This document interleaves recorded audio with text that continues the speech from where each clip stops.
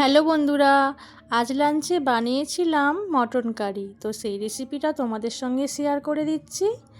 এখানে আমি 800 গ্রাম মটন নিয়েছি। তার সঙ্গে আমি পেঁয়াজ বাটা, আদা রসুন বাটা, কাঁচা লঙ্কা বাটা, সরিষার তেল, হলুদ গুঁড়ো, টক দই, স্বাদ মতো লবণ সব দিয়ে ভালো করে মাখিয়ে 45 মিনিটের জন্য ম্যারিনেট করে রেখে দিচ্ছি।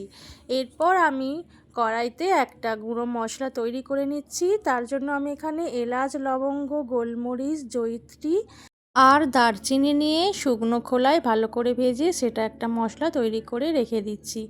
এরপর আমি ওভেনে কড়াই বসিয়ে দিয়েছি, তার মধ্যে বেশ খানিকটা সরিষার তেল দিয়ে দিলাম।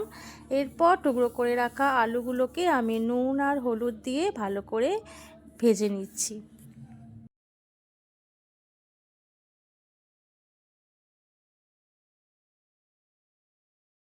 আলুগুলো বেশ ভালোভাবে ভাজা হয়ে গেছে। এবার আমি কড়া থেকে উঠিয়ে নিচ্ছি। এবার এই তেলের মধ্যে আমি কুচিয়ে রাখা পেঁয়াজ দিয়ে ভাজা করে নিচ্ছি।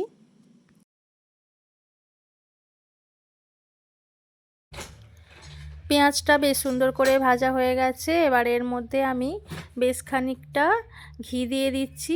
ঘি দিলে মাংসের স্বাদ খুব ভালো হয়, তাই আমি এখানে ব্যবহার করেছি। এরপর একে একে আমি সব মশলাগুলো দিয়ে দেব।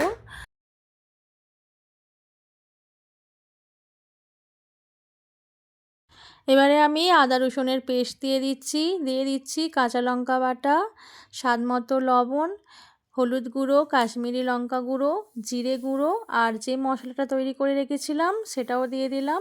দিয়ে সুন্দর করে পেঁয়াজ বাটার সঙ্গে একটু কষিয়ে নিচ্ছি। এরপর একটা বড় সাইজের টমেটোকে আমি কুচিয়ে রেখেছিলাম সেটা এর সঙ্গে দিয়ে ভালো করে ভাজা ভাজা করে নিলাম। তারপর এর মধ্যে ম্যারিনেট করা মাংস দিয়ে দেব।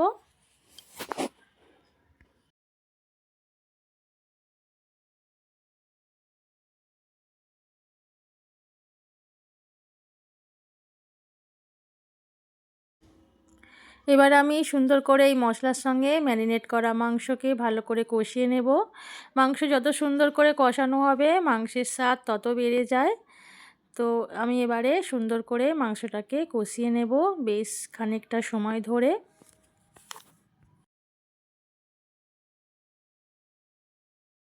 মাংস সুন্দরভাবে কষানো হয়ে গেছে। আমি এর সঙ্গে আরও হাফ চামচ চিনি দিলাম।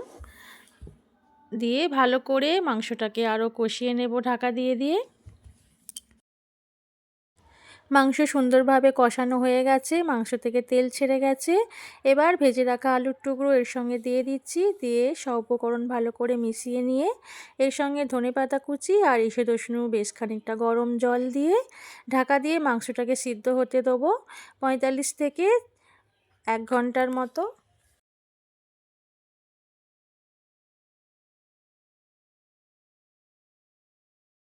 1 ঘন্টা হয়ে গেছে, আলু আর মাংস সুন্দরভাবে সিদ্ধ হয়ে গেছে। এবার গরম গরম পরিবেশন করে দেব।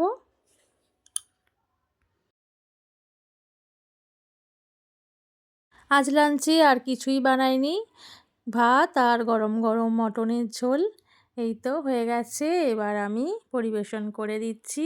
পাশে একটু স্যালাড আর লেবু আছে। তো এই রেসিপিটা তোমাদের কেমন লেগেছে অবশ্যই লাইক, শেয়ার, কমেন্ট করে জানিও।